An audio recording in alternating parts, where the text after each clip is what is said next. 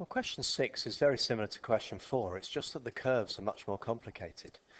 We can spot that they're going to meet here down at 0, but our first job is to try and find out where they meet here. And this is going to cause you a bit of trouble. If you really, you know you've got to equal these two things together.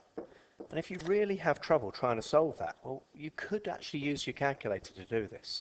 This is only an emergency. But what we can do here is just tap this in as I see it, 1/16 of x cubed. And then I'm going to use alpha equals 2 the square root of x. And I'm not going to push equals here, I'm going to try and solve it. So I'm going to do shift solve. And the calculator says, well, first of all, have a guess at where you think it might be. So I don't know, maybe that's about 2 or 3, I don't know. So let's have a look. And it says, actually, the x value it meets at is 4. So x is equal to 4 is the answer to that equation there. That allows us to do the rest of the question.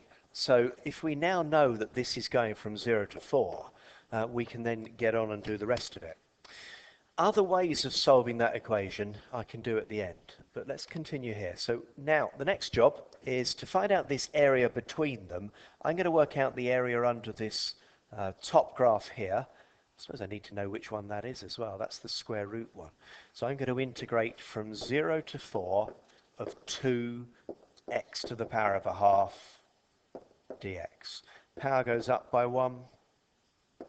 Divide by the new power, so times by that gets me 4/3 of that there. And that's between 0 and 4. Just putting the 4 into that, I can work that out. 4 cubed is 64. 64 square rooted is 8. 8 times 4 is 32. So I've got that. Take away 0. And yes, of course, you can do that in the calculator. So there's the first part. That's the area under the blue one. Now let's go for the red one here, the area underneath here. That's the integral from 0 to 4 of 1/16 x cubed dx.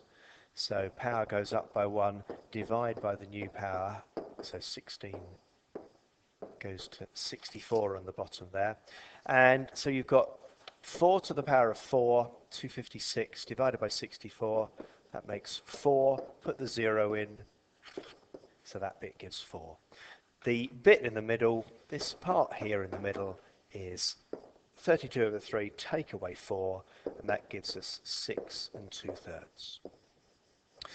So, going back to this formula here, this equation here, what other ways are there to do this? Well, times in by 16 would be a nice thing to do. So that gives us 32 root x. And then I suppose the most professional way of doing this would be to take this from both sides and make it equal 0, and then take out a factor of the square root of x. Now, how many square roots of x there are there? Well, that would be x to the power of 5 over 2. And the nice thing about doing it this way is you can see that there's two answers. Either the square root of x is equal to 0, so that's when x is 0 here, or when x to the 5 over 2 minus 32 equals 0. Add the 32 to both sides, sorry, that should say 2.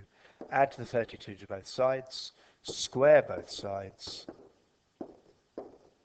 and the 5th root of both sides. And that gives us the 4. So that's probably the most professional way of doing it. I have seen some other people do this with a sort of a let y equal the square root of x sort of format where there. And so they've gone here that then this one here is actually y to the power of 6. So you've got 1 over 16 y to the power of 6 equals 2y.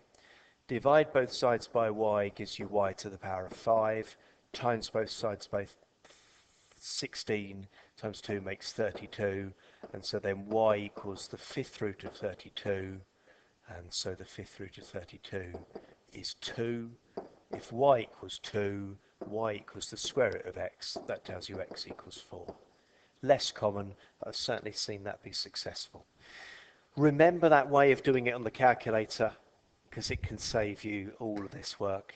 Not going to get all the marks for it, but you would get the marks for the rest of this. Sorry, that's gone on for 5 minutes.